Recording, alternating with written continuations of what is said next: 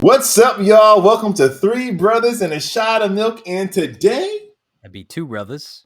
oh man, you're right, two brothers. As you can see, there's only two brothers sitting here because Chris is with his son on his birthday, as a good dad should be. But we'll be here to do the Lord's work as we talk about Die Hard. Die Hard. Like this movie, the title is crazy. Like think about it. Like think about the title and take it away from the like Die Hard.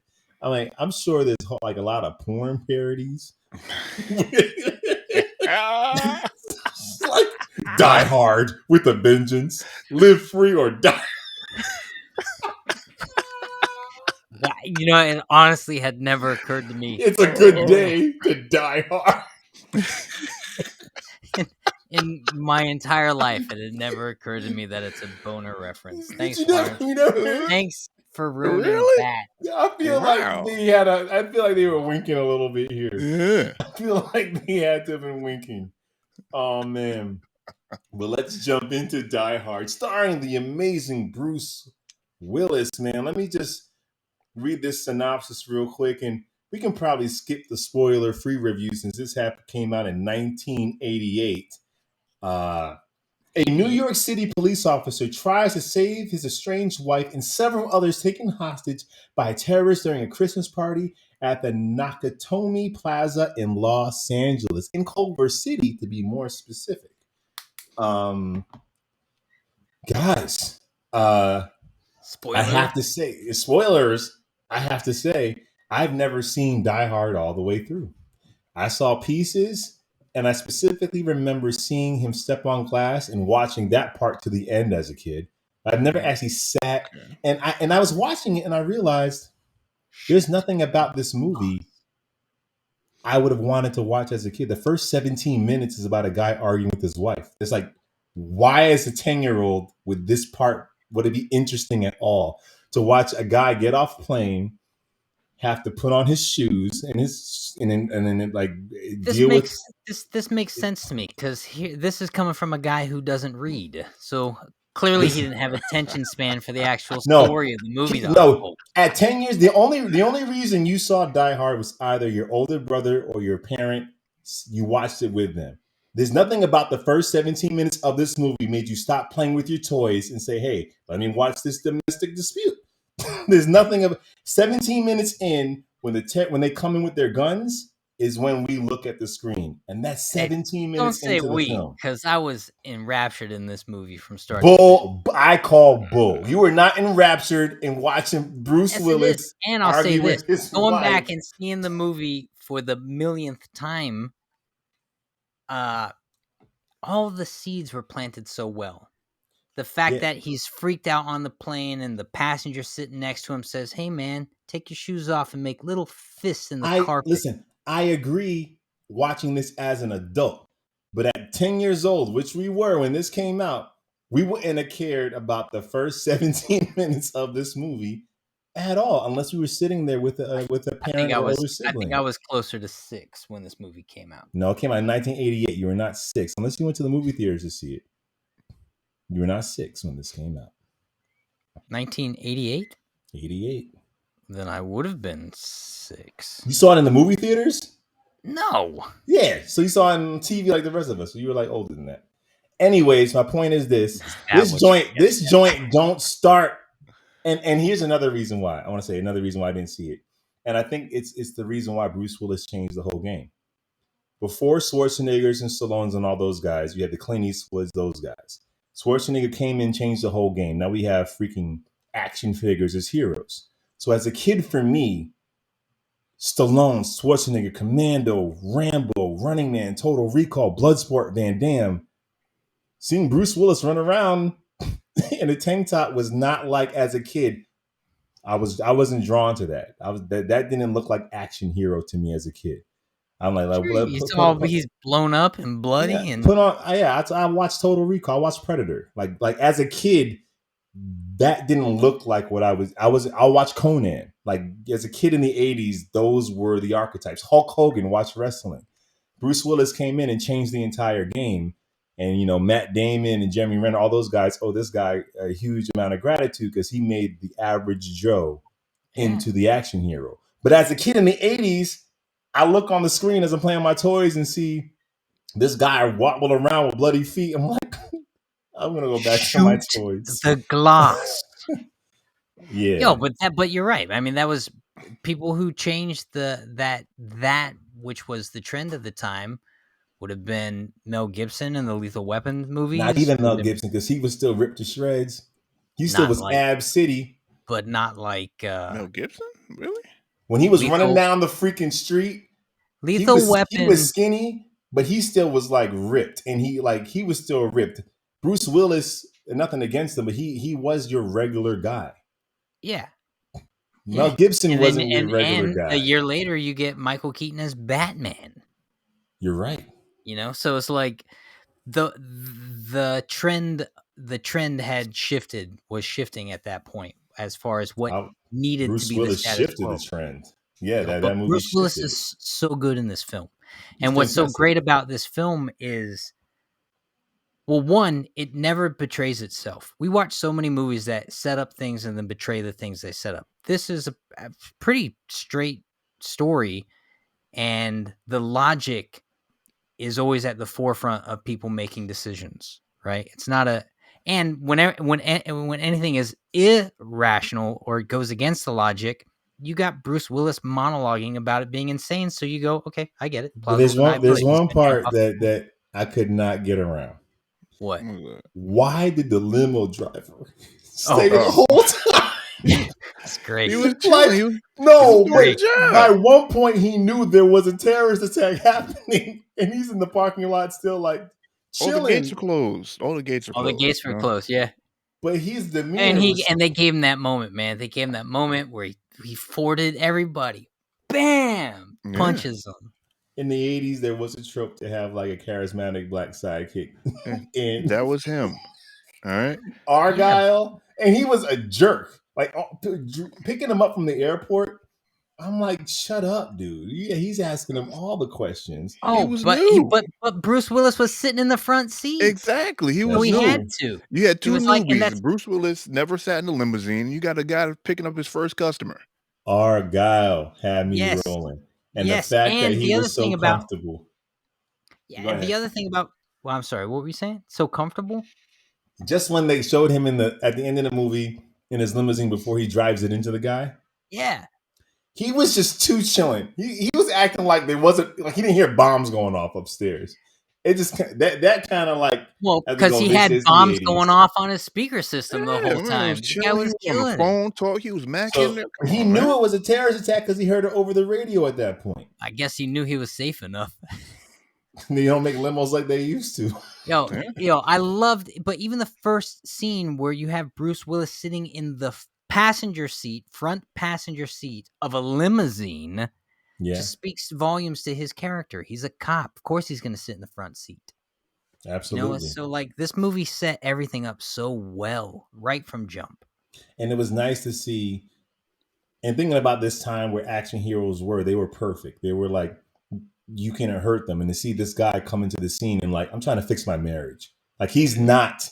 Usually they have the girl or about to get the girl, and him, it's like, oh, your wife don't want you. It's a different beginning. And that is why this movie is a Christmas movie. By the end of it, you have resolution and the hero and his wife come together. They get a happy Christmas ending. Man, I was more happy when him and Carl Winslow hugged. I was like, that's the guy. And when Carl Winslow goes in reverse, I mean, that car just keeps going back and back and back. I was like, there's a lot of driveway. Just a lot of land here. So basically, yes, freaking John shows up at the party, and you kind of figure out like his wife moved to LA for a better job, and he was like, I'm a cop, I can't leave. And it kind of like fractured their family. His kids are in LA, and this is his time to make up for it. He's not a very articulate man when it comes to his feelings or his wants. You can just tell it's going to go south. But it doesn't even get to go south because he doesn't even get a chance to put on his shoes, man. He's gripping the carpet with his finger toes, and then finger toes. He's like, gripping it. He's gripping it.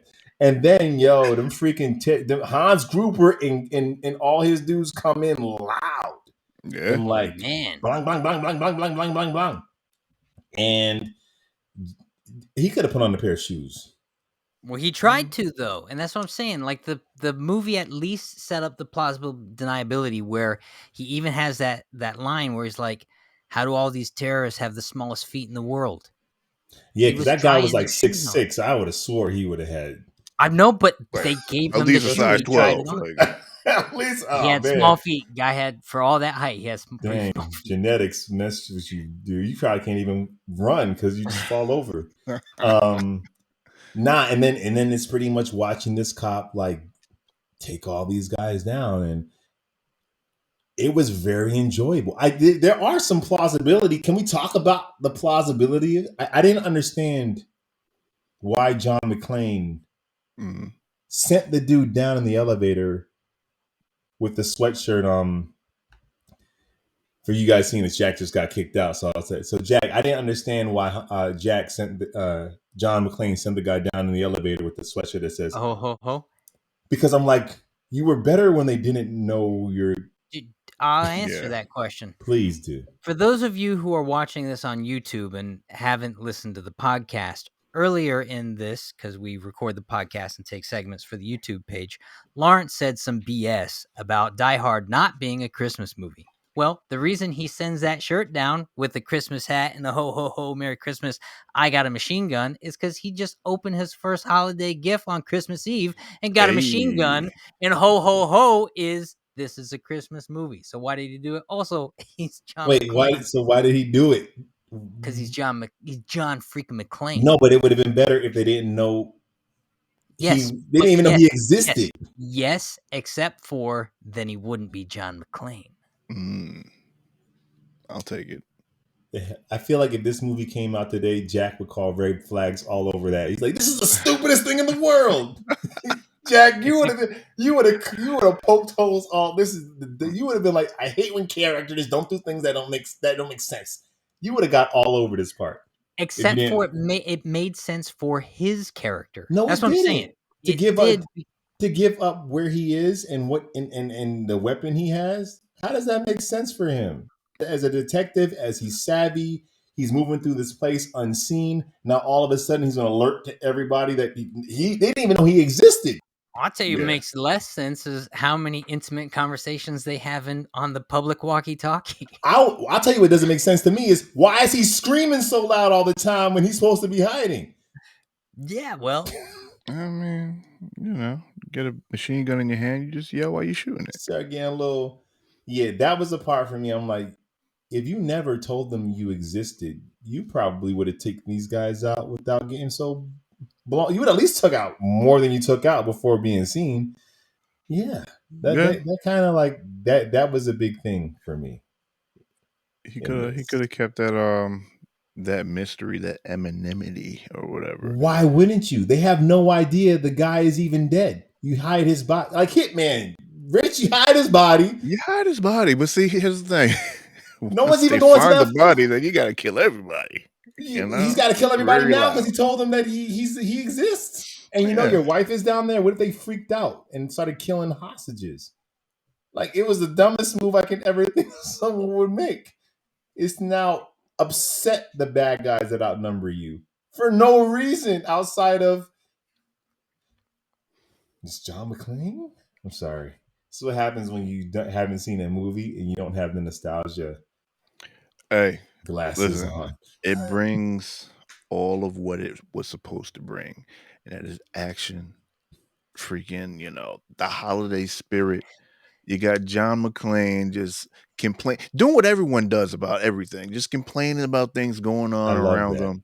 It was like, come here, have a few drinks, have a good time. They didn't. Bruce Willis was not the first choice for this film. You know that, right? Bruce Willis was. No, he was on what the Moonlighting. He was the TV. He was Moonlighting. Rich, if you don't know, is pretty much Lois and Clark. It was a romantic comedy on television. The furthest thing from action. Yeah, furthest thing from action. Lois and Clark does have action. Wasn't he a cop? Were they a cops? Were they in Moonlighting? Either way, he was the funny guy. He was not. It was about as far hero. from being an action movie as it could have been. What they wanted Arnold Schwarzenegger, appropriately so. And as a kid, I probably would have watched it. But you know whose tone wouldn't have worked in Die Hard? Whose? Arnold Schwarzenegger. It would have been a different movie. Would have been a completely different movie. It would have been good. They were looking at Sylvester Stallone for it. Those all would have been bangers. It just would not have been this unique experience. I mean, it would have still been good. Stallone and Arnold Schwarzenegger were not fitting through those vents. Let's be for real. But what worked about this movie was its subtle comedy and then overt comedy, right? This is a movie that, for all intents and purposes, they were dealing with the conflict authentically, right? Or as authentically as the movie wanted them to. It was a real scenario.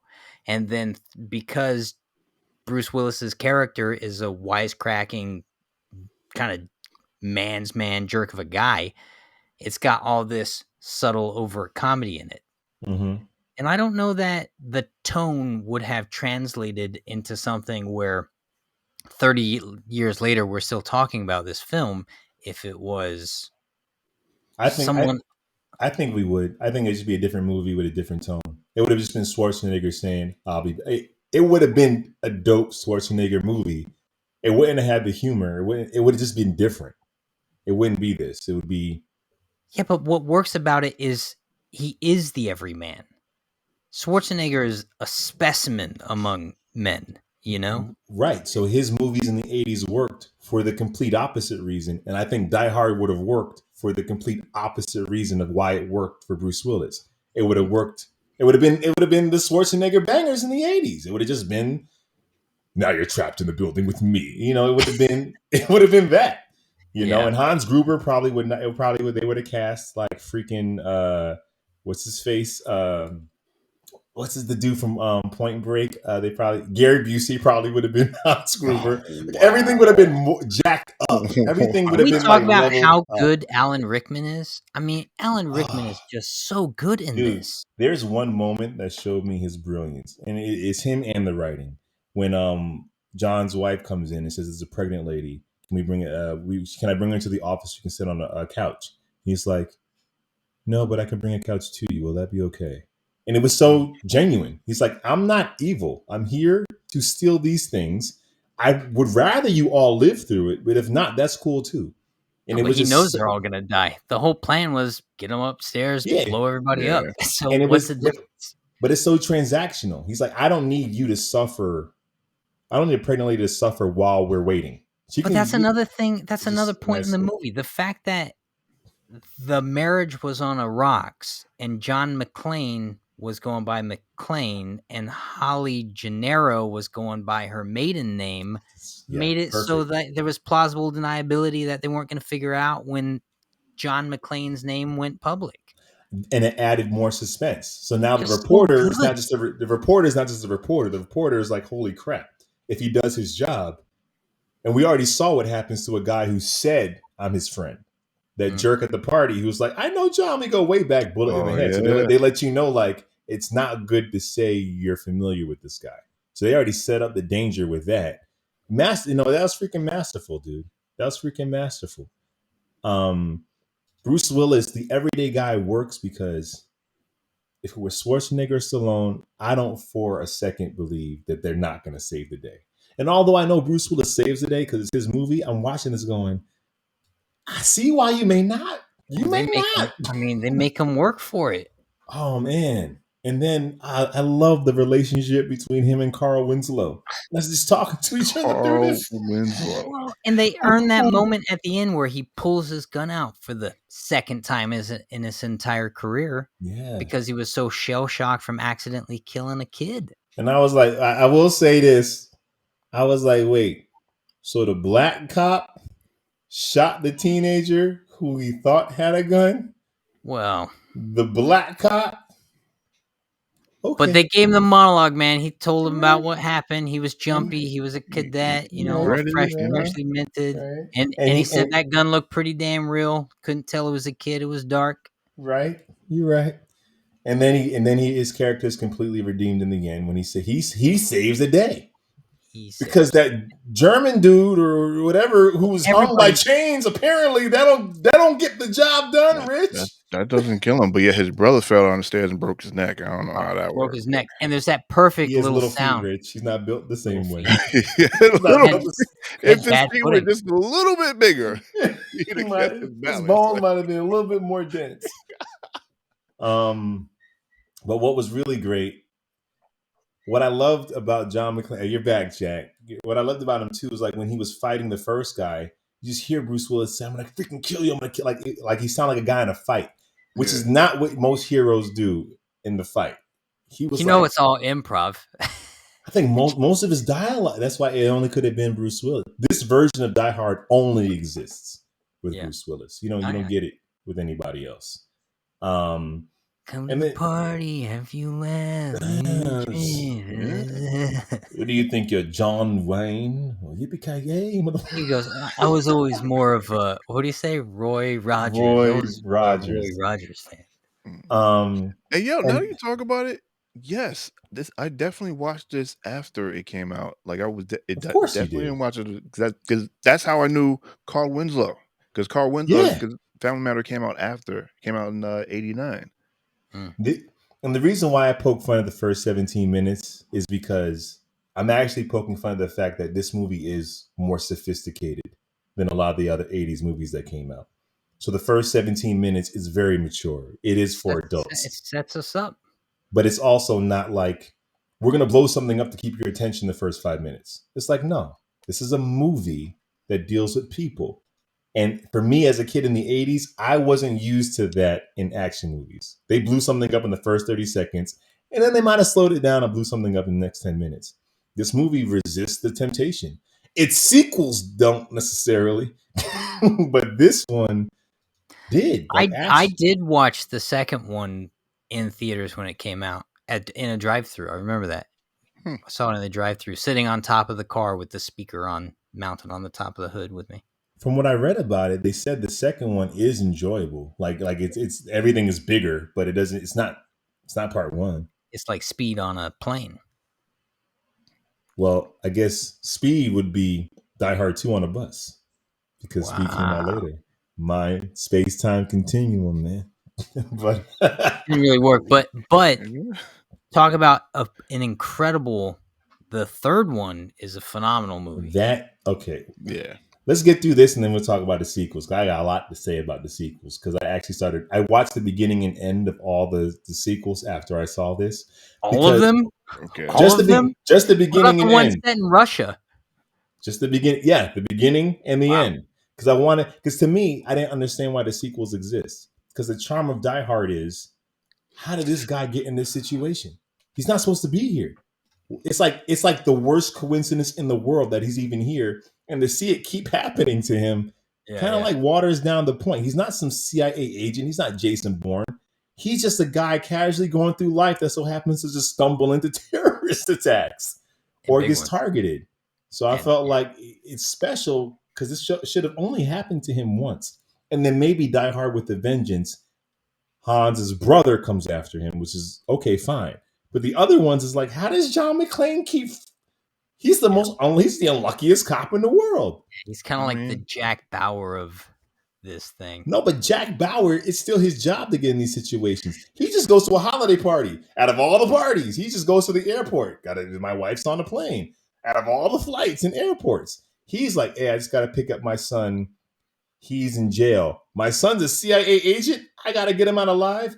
The fourth Die Hard. Okay, fine. I'm a detective. I'll just take this hacker to New Jersey. No problem. Out of all the hackers I have to escort, it's the one thing. It's like Live Free Die Hard's not bad either. He's that guy. But it's not that it's bad. It's like this is supposed to be a regular guy. Yeah, but listen, keeps getting into these terrible situations by accident. Look at the Fast and the Furious movie, though. The Fast and the Furious was just Point Break in a car, and now look at it. They're fighting in space. I mean, they're literally in space. And in the same way, I feel like Die Hard lost the charm of this regular guy in this bad situation. The same way Fast and Furious lost the charm of just these street racers. Right. Now they're like agents. But that's the problem with escalation. A gun used to shoot one bullet that you had to musket it in there, and you flashing and powder and wads and boom, and then you got to start the process over. But they had to outdo themselves, and now you can shoot a bazillion bullets in a half a second. Speaking of which, I will say it made no sense. This dude was just outrunning gunfire at every turn. Yeah. Well, no, he does get shot a couple times. Okay, he got shot like twice, but he like outran machine gunfire. They got a horrible aim. What do you want him to do? And horrible aim. He plays his this little room, Rich. I'm hitting something. He was fast. He was fast. And these guys look like they were trained a little bit. Lawrence always be complaining about people not playing their injuries, but he plays injuries. No, Bruce Willis is, and I think that's why I'm making fun of the machine gun fire. If it was Schwarzenegger or Stallone, I wouldn't think about it. But once you have an actor that grounds everything, well, now I notice something that doesn't make all the way. Like, I would have never noticed it makes sense with Schwarzenegger. Of course, bullets all purpose go around him. It's Schwarzenegger. Bruce Willis, you're making this so real. Now I'm like, well, why aren't you getting shot? Because you're not that fast. No one's fast enough to kids listening to this. No one's fast enough in real life to outrun machine gun fire. Shoot the glass. I loved the turn when Jack meets Hans, but John meets Hans, but doesn't know it's him, and Hans throws on that American accent. I thought it was so clever. That was very clever. You notice that they all got like Western accents. Mm-hmm. Yeah. It's like I didn't know what accent that was, but it's like that's also what worked about it. I think like back then, like it was like the whole cliche was they like people in like Eastern Europe, whatever, they learned their accents from like watching old westerns. Watching the western. Oh, but that's what was so great about Hans. You had an English guy playing a German guy playing an American guy in that moment. So it was pretty fun when you think about the meta of what was going on. And it kind of had that Tarantino moment in Glorious where like Brad Pitt's like, well, I can be German because I speak German, or I can be Italian because I speak Italian. And it's like, it takes more than just speaking the language to be it. And I feel like that's why John gave him a gun with no bullet. The second he heard your American accent, he was like, something was. Yeah. No, and I love, and finally, later he's going, why was he up there in the first place? It tracked. Yes. Yeah. It was smart, man. The detonators. The movie does not betray the logic of itself. Except Argyle in that limousine. Argyle live, man. Let Argyle live. He was out there. And also, limousine. But listen, but you have plausible deniability for that also because Argyle, for whatever reasons, goes, hey, listen, man, you got a place to stay tonight? I tell you what, I'm going to be parked here. You got my number. And then when he calls him and they get disconnected, he still doesn't know about the terrorist attack. And he goes, you got my number, use it. But then he hears about it on the radio. And had to hear the explode, but he was still cool after that. He was still chilling. But that's also why they have him blasting the music and talking loud on the phone. And they're like, you're giving us plausible deniability. He's not tracking what's going on. And then when he finally starts, and then there's the one scene where they see him like watching the TV or listening to whatever it was, where he's like, and he starts looking for a way out and can't find one. So but then he's chilling. But then he was chilling again. Then he saw the black. What are you gonna do? Panic? This is Argyle. He's not gonna sit there and panic. Maybe we all need an Argyle on our team. Like no matter what, he's gonna chill. Yeah, man. So basically, then Hans, because of that stupid reporter, what did Bill Murray call him in Ghostbusters? He's still a dick, right? He's still one in this. Same guy. And he basically blows up the spot, and then Hans figures out, oh, you're John's wife. Perfect. Then the joint goes. I'll tell you this: as a kid, when I did turn, like what got my attention was when he walked through glass. I was playing my toys. It's on. That was always on in the background. It was always one of those movies that was always on, like Channel 11, Rich. Like it's always on. Yeah. And I remember I'm playing my toys, and I see him like bloody feet because he walked through glass, and I'm like, well, then how does he get out of this? And as a kid, that's why I watched from that point the whole way through because I was like, I've never seen that. Like, how do you get out of this? How do you even walk? And he ties his shirt around his foot, And literally, that blood from his foot like tracks all the way to the end of the movie. Like it's always bleeding.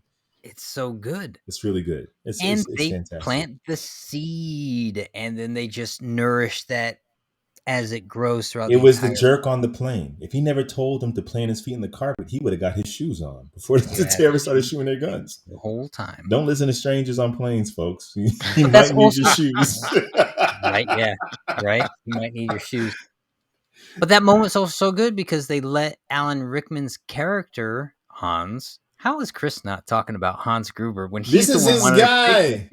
Yeah. Chris St. Victor, when offered all the money in the world to make a prequel series of any content, chose a Hans Gruber series. And I still don't get it after seeing this. I don't get it. I feel like this is the best version of Hans Gruber we're going to get in content. Yeah, like he was just a thief. Like that's all it was. He wasn't like the master terrorist. Hans prequel series would have to also be set during Christmas. And it's like he got coal as a kid or something. And then you got Jeremy Irons' character because, he's his brother. Yes.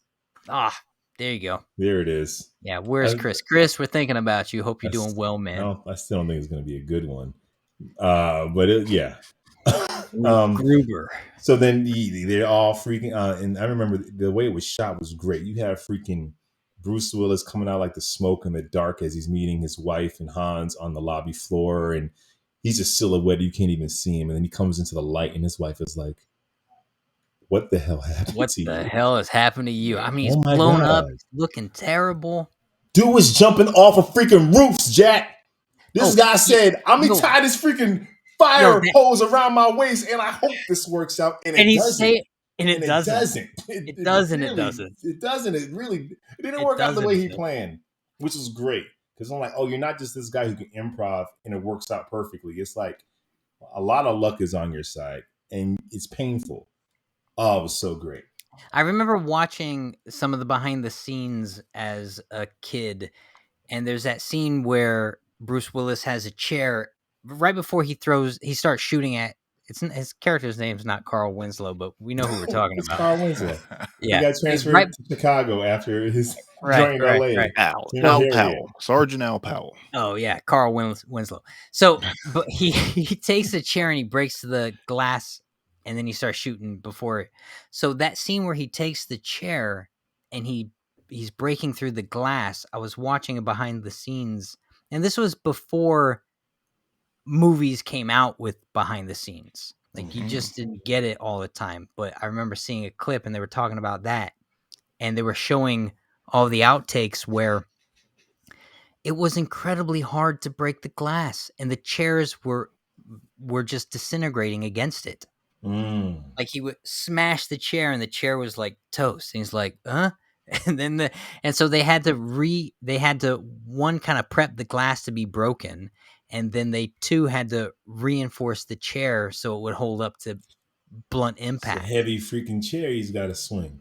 They did that thing so many times, and we see him like slam it 3 times to get the glass, but he must have been doing it all day, Dude. And that's the thing about all action films, especially one with only practical effects, is like that stunt team and those actors are working and getting their butts whooped. And I saw a number of times where I can tell that Bruce Willis' stunt double was in, and I'm like, the falls this guy took. Well, look at the fall off the building. This is pre-CGI being in every frame of every shot. Some actor did a fall off that. I don't know if he fell off the building, but he fell off a building. Probably fell off that building into a giant crash pad that was just framed. Speaking of the CGI, because I don't know how I forgot this scene, but when they came in with the helicopters, flying in between the buildings, they actually did that. Yeah, that's an actual helicopter, and they talked about not being able to do it during. I think I could have this story mixed up, but I think they weren't able to do the helicopter shot as they had intended to because of timing and maybe weather, and they didn't get permits, so they had to come at a later time to get that shot, and they only had like 1 or 2 takes to make it work. Dude, remember Terminator 2 where that helicopter is like going and it's like on street level and then it goes above the overpass and comes down? Yeah. That happened. Like, True Lies. True Lies. There's a helicopter moment where Jamie Lee Curtis is actually hanging off the helicopter. I mean, she's on a thing strapped in, but still. But she's under the helicopter up until the point. She talks about that in an interview too. She was like, they picked me up. They said, "Are you going to be cool with this?" And she goes, "Well, I guess they're going to have to be." And they have to. And she was under the helicopter for the whole duration up until they got to the point where they were shooting the scene of that moment where she, Schwarzenegger lifts down and pulls her up out of the car as the car is supposed to be crashing. Dude, it's like Tom Cruise isn't crazy. He's like, this is just the way we used to make movies. Used to make these movies, yes. Yeah. And now it's probably just, largely CGI enhanced. Which I would say, is way safer. Yeah. Than all of this stuff. So less expensive.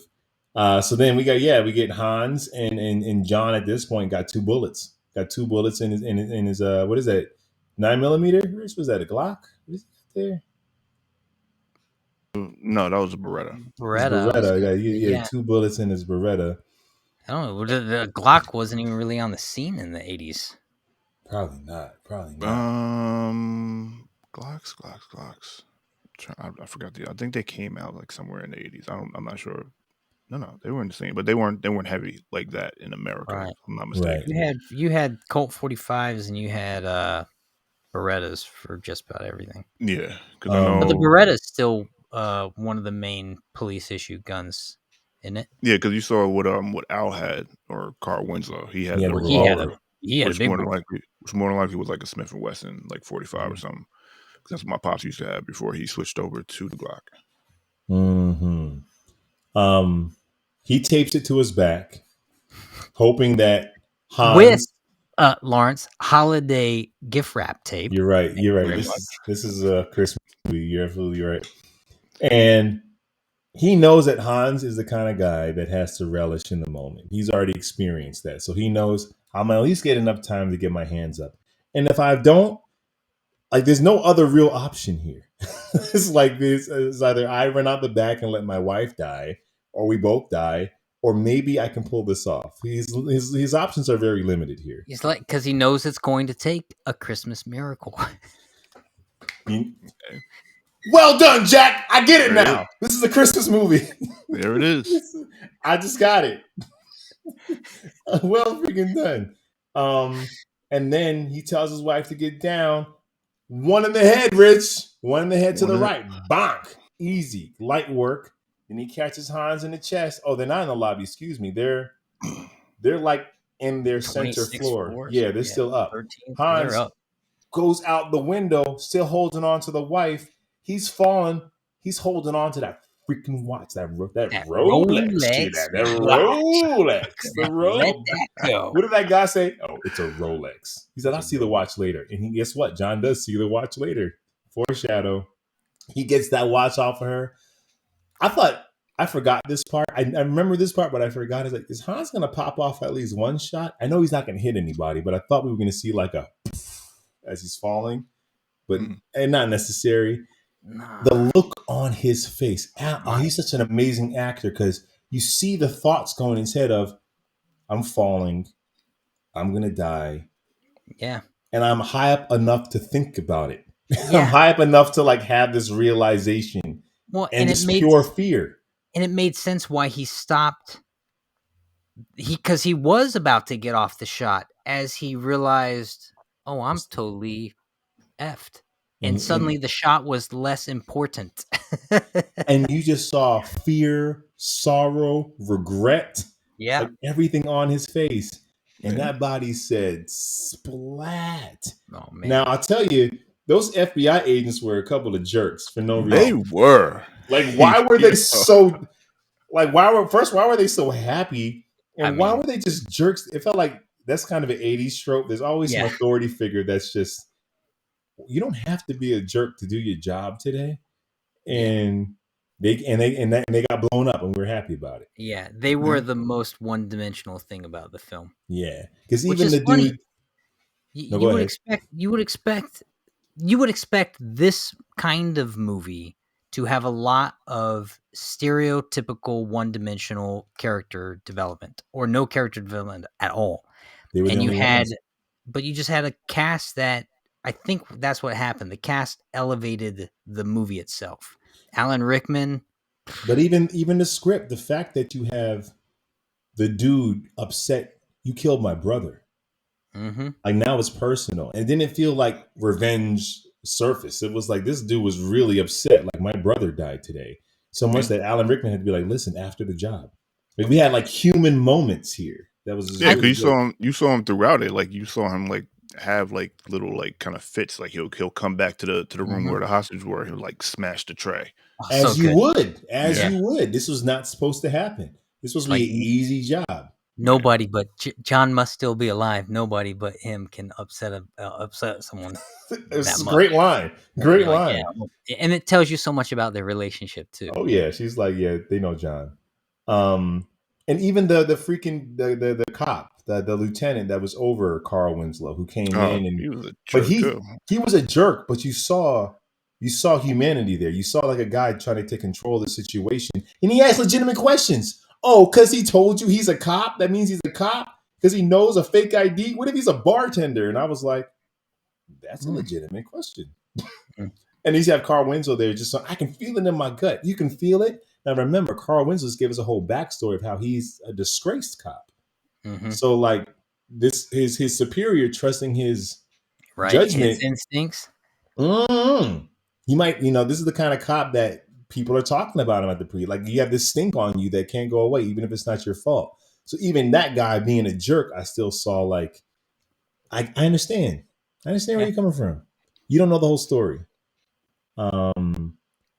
Great movie, man. Like, and that's pretty much it. At the end, you have like John limping out, like barely can stand, which I love. Schwarzenegger would have walked out easy. Stallone would have walked out oiled up, as he should. Where's my woman? Come here.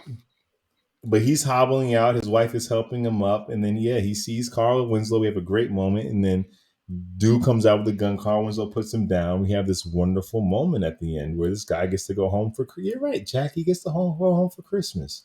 Mm-hmm. It adds a little to it. I enjoyed this movie. I did. I'm glad I got to watch it again, or watch the whole thing through and then watch it again. Does it hold up? If it came out today and, elevate the effects, elevate the action to fit today, does it hold up? No. Yes, it does. You know why it does? Because it does not betray itself. Okay. What about it doesn't hold up? I'll ask this question. I'm sorry. It does hold up. But you know how like Jason Statham comes out with those dope movies that are really fun, but they're not iconic. They're not iconic. That would have been this today. It wouldn't have been the iconic movie. It would have been like here's what's interesting about it. Jason Statham joints that come out, and we would have moved on. Except for this movie does hold up because I'm still watching it 30 years later. Nostalgia. I'm talking. Maybe I'm watching Batman '89 30 years later. You told me that movie don't hold up. Maybe I'll say this though. I had because I knew we were watching this. I've been telling people blah blah blah. Die Hard, best Christmas movie, and two people that I told it to had never seen the film at all. One of them was 26, and the other was I think 36. They'd never seen the movie. They got back to me telling me how phenomenal they thought the movie was. And that is a barometer to me that this movie still holds up. Does holding up mean it's good? It could be good, but does if it came out today, would it do what it did? They watched it this week and said that movie was phenomenal. How'd I miss it? To me, that tells me that you got that, and that's generations of people. There's a lot I feel like you have to accept in this movie and go, that's the 80s. But the movie sets it. Well, I mean, right off the bat, the lady goes, "Hey, I'm pregnant, but I'm thinking I want to have a drink." And Holly goes, "That baby's about." I'm not talking about that stuff. I'm talking about there's more sophistication around running around gunfire. There's more things we do in our storytelling around action that But I'll also say this. I'm sorry. There is and there isn't. Because that is iconic like this, not just like a throwaway kind of like Jason Statham joint. It has to be. But this movie was never, they never thought this movie was going to pop off. They cast Bruce Willis in a movie because they couldn't get Schwarzenegger, Stallone, or Mel Gibson. They cast the guy from Moonlighting or whatever it was.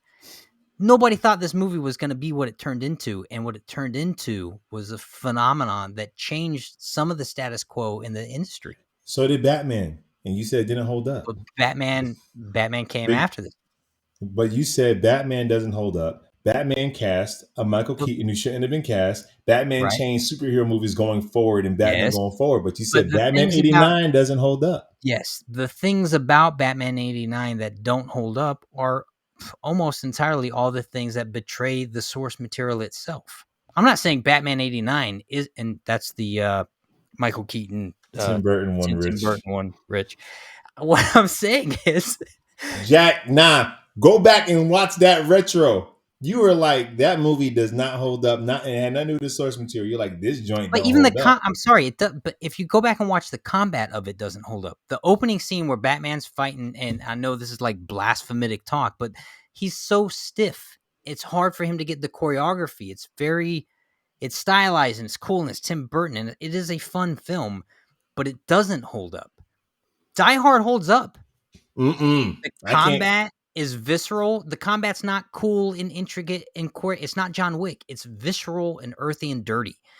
The logic of the film holds up. The way the characters are interacting and the logic of this film does not hold up. The way the police respond to this is so asinine.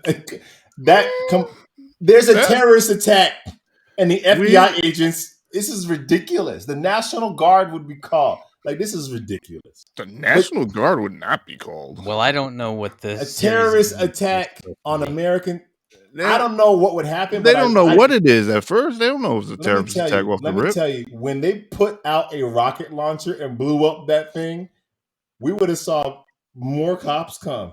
We would have just saw it all happened. To do what, though? Every cop in LA was get blown up. Every cop in LA was there, and they had a SWAT team, and they had a tank. This felt that part does not hold up. The standoff. So are we ranking this thing? Rich, you think it holds up? Yes or no? I think it holds up. From what Lawrence said, if you add all the modern conveniences of today, it still holds up. Yeah, you have to update the effects and it holds up. I think it still holds up. I think there's too many tropes in it for it to hold up. It's very good. It's very good. I'm sorry. Tropes. This thing started the tropes. You're crazy. This thing started the tropes. Jack, you're literally saying the same exact thing we said about Batman in reverse, and you said it didn't hold up. Let's rank this thing. Can we rank? I mean, of course we can. Rank. Okay. 9.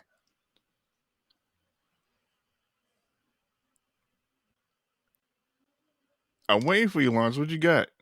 I'm thinking. I wasn't prepared to rank this, and I you wasn't. I want to do it fairly because I don't want it doesn't compare to what it birthed. It's responsible for a lot that has taken it to the next level. So I can't compare it to that. I got to think of it kind of where it lives, right? Or am I comparing it to all content?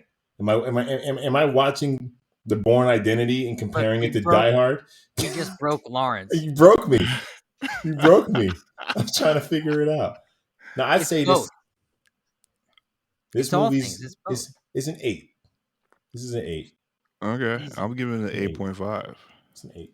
So the average is an 8.5. 9, 8, 8.5. 8.5. If this came out today, I'd roll the things that I would roll my eyes about would still be trumped by the things that are awesome in it. I think so. Yeah. It's an 8. It's good. Now, can we talk about the sequels real quick? We kind of did already. It's got to be quick. We're at pumpkin time, buddy. Yeah, we are at pumpkin time. They didn't need to exist. And what bummed me out about the sequels is kind of Vengeance needed to exist. That movie is good. No, Vengeance is great. Yeah. Vengeance is so good, it makes having the other ones worth it. We didn't need the ones after Vengeance. Didn't need the one before Vengeance. No. The one before Vengeance was kind of this, but in an airport. Airplane. Airport too. He's running. Was he running around an airport? Vengeance felt like it had the energy of Speed, and Speed is Die Hard on a bus, but it had that energy of this guy's telling you where to go. My issue with it all is more of an emotional issue. By the end of Die Hard, like I want to know that him and his wife were okay. Like that was the point. And you kind of, but it's so when you look at why they're not okay, it makes sense. Why are they not okay in Vengeance? Like I said, I don't watch the beginning because it's a real story, and relationships are difficult sometimes. And it was hard for her to be in a relationship with a chauvinistic male pig who's who prioritizes his job and not his family. And that's not what I got. But it's the character who's set up, and it's the character who we keep coming back to. He's estranged from his kids because he's not the best father. That's my issue. It felt like to make these sequels in the way you want to make these sequels, you kind of have to keep John at square zero. Like he can't evolve. We have to always catch him in these sequels, kind of where he left off. That's not real. Well, but it also is real.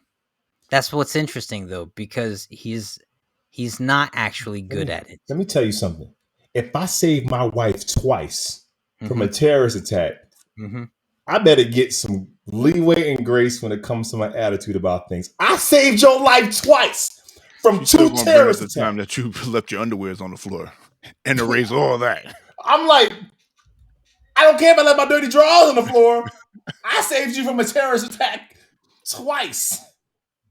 Even Lois and Clark have some rough moments, and he saves the planet. They have some rough moments, but I guess it's not so much that they didn't make it, is that she wasn't in the next ones. I still wanted to see they're still in each other's lives. But she's referenced, and then the kids end up being a pretty big part in the other ones. Let's not get to those. Well, but the CIA agent. Yeah, I don't know. The son one was whatever, but the daughter one was not half bad. No, it wasn't. And I guess you had her. And I was invested in their marriage, Jack. They made me invested. And you're a family man, and I'm a family man. About that plot point. And if I'm like bleeding from my feet twice, but you but you can't rest on that for the rest of the relationship. You still got to take out the trash. You still got to let her know she's special. And when you stop doing those things, suddenly, yes, but maybe you should have let me blow up in the Nakatomi Tower, because that's what this relationship starts to feel like after a while. And so she had to get out. She had to do what was right for her, Lawrence, because he's a flawed individual who prioritized his career. And that's what you get in the rest of the series. And you see it play out with his relationships with his kids, and you know why the wife's not in the scene. First, wow.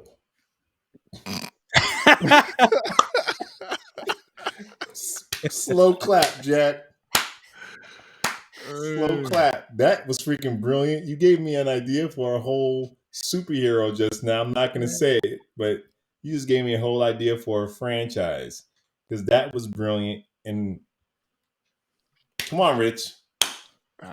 Slow clap with me for Jack.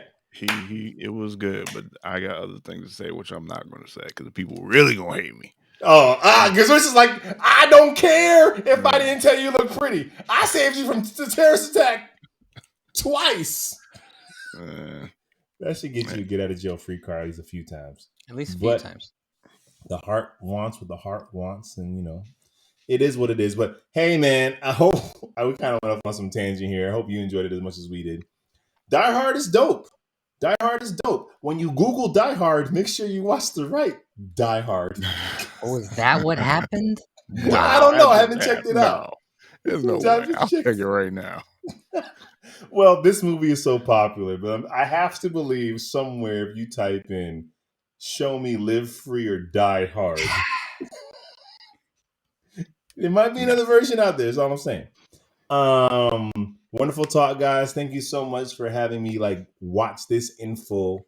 It was a great experience.